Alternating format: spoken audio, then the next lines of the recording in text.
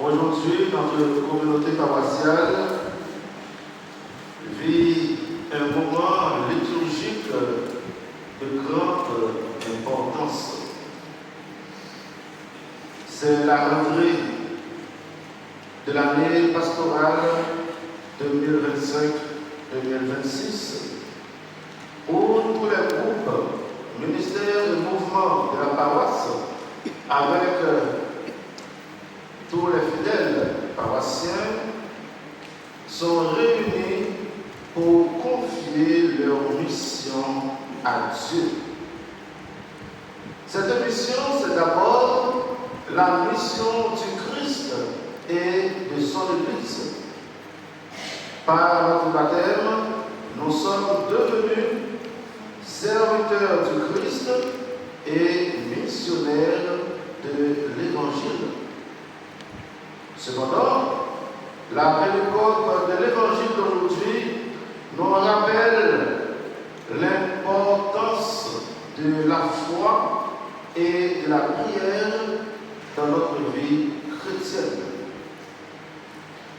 Le thème qui guidera notre vie paroissiale durant l'année, vous le connaissez déjà, j'aime ma paroisse, je participe et je témoigne. Tout le monde ensemble. J'aime ma paroisse, je participe et je témoigne. De ce thème, nous tirons trois verbes. Aimer, participer et témoigner.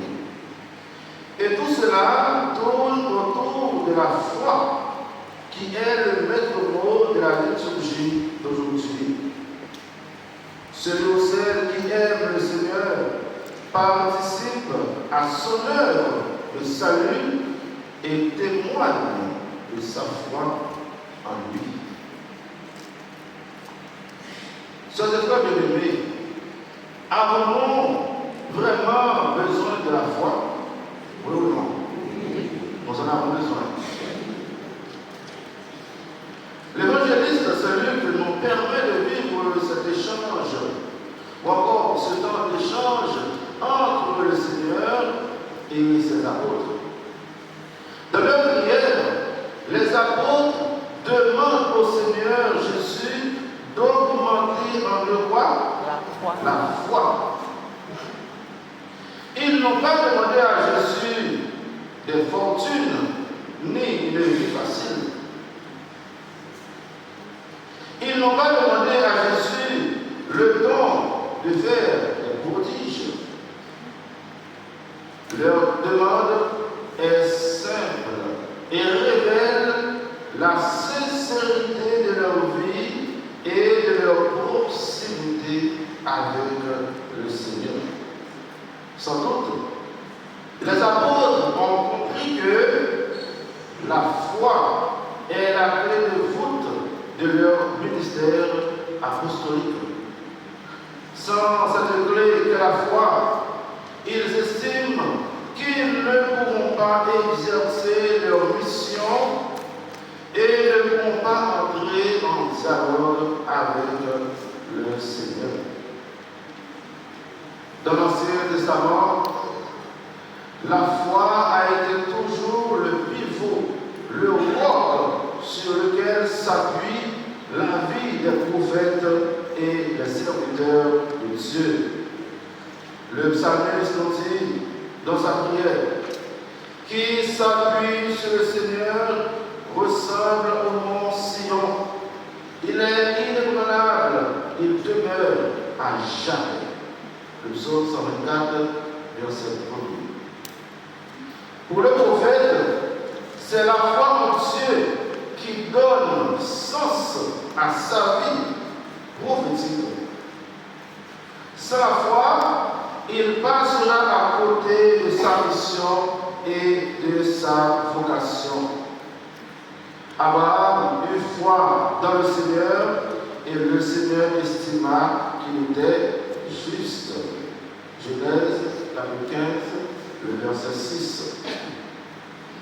L'apôtre Paul, dans sa lettre aux Galates, reprend ce même passage du livre de la Genèse. prophète Habakkuk exprime la même chose en disant le juste vivra par sa fidélité, c'est-à-dire par sa foi en Dieu. Nous avons besoin de la foi, non seulement pour donner sens à notre vie chrétienne, mais aussi pour bien accomplir notre mission dans la vie de l'Église, dans la vie de nos familles et même dans nos vies professionnelles. Chers amis, frères et sœurs bien-aimés, le prophète Habakkuk comprend une chose, c'est que devant la violence et l'injustice humaine, pour rester debout, pour demeurer dans l'espérance et trouver le vrai sens de sa vie, il faut la foi. La mission des apôtres ne sera pas une mission facile.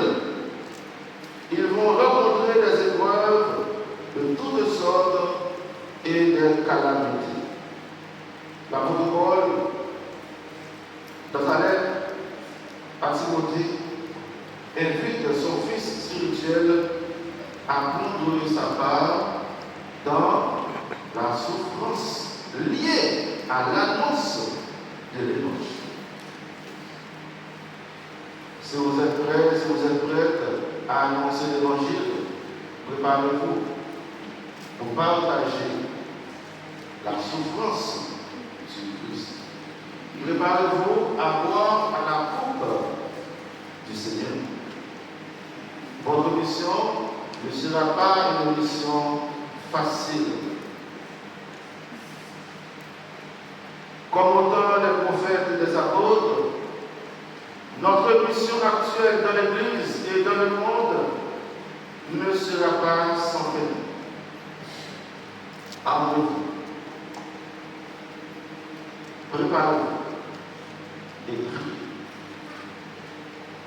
Pour rester fidèle à Jésus-Christ, pour aller jusqu'au bout de notre mission, il nous faut quoi? Il nous faut quoi? La foi. Il nous faut la foi.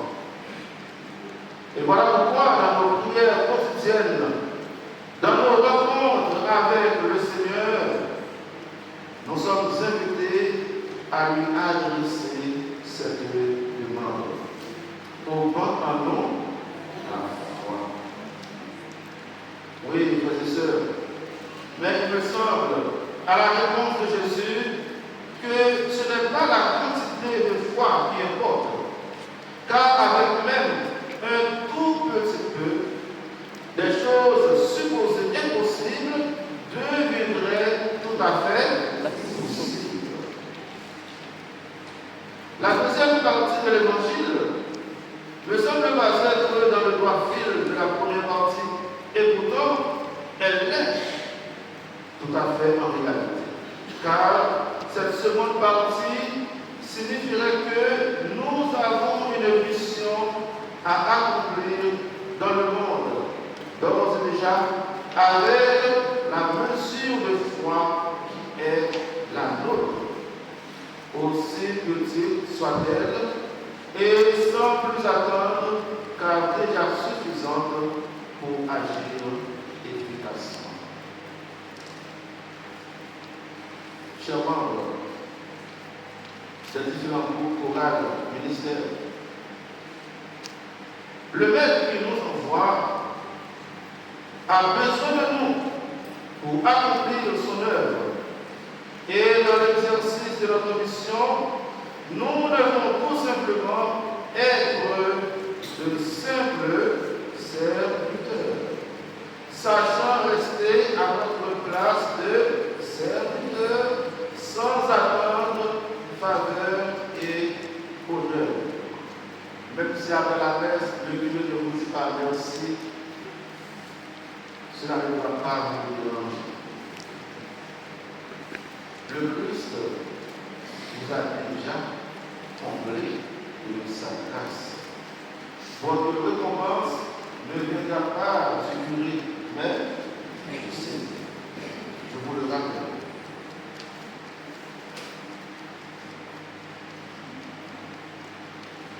Le responsable de la mission, le maître de la moisson, ce n'est pas le curé. C'est qui? C'est le Seigneur. Pas nous.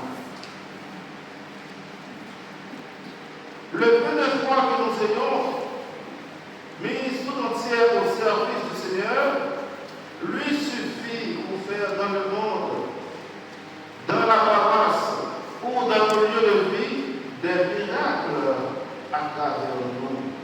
Le peu de foi que nous ayons lui suffit pour réaliser l'impossible à travers les bons serviteurs capables de dire nous n'avons fait que notre devoir.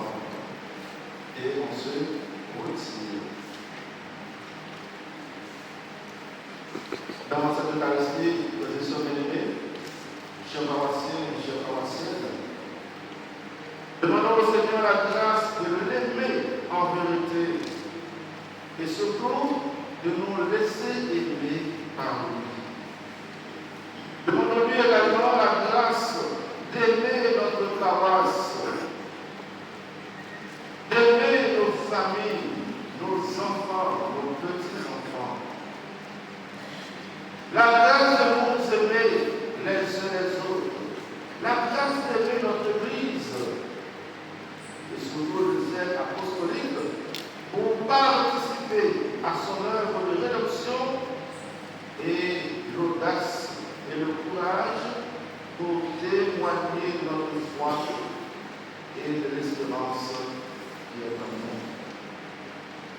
Que cette année pastorale soit pour chacun et chacune de nous et pour toute la communauté paroissiale une année de maturité et de croissance spirituelle. Que nos cœurs soient remplis d'amour les uns pour les autres. Je me répète, que nos cœurs soient remplis d'amour les uns pour les autres. Avec moi, que nos